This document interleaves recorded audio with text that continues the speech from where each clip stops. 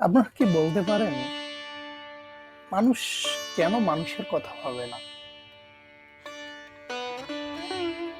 যেসব মানুষের অর্থ, ক্ষমতা সবই আছে,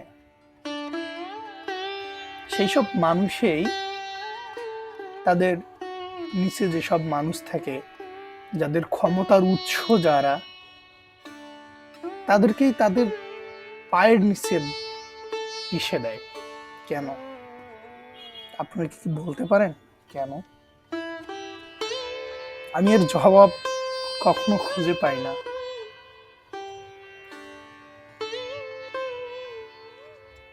আসলে তারা কি এইসব সাধারণ মানুষকে কখনো কি মানুষ মনে করে না?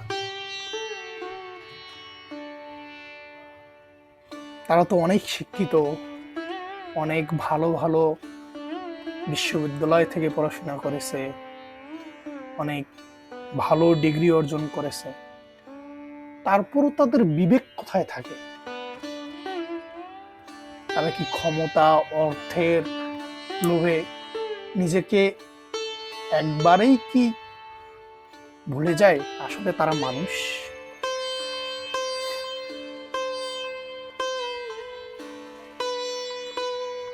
মনে হয় না তারা এইসব মানুষকে মানুষ মনে করে।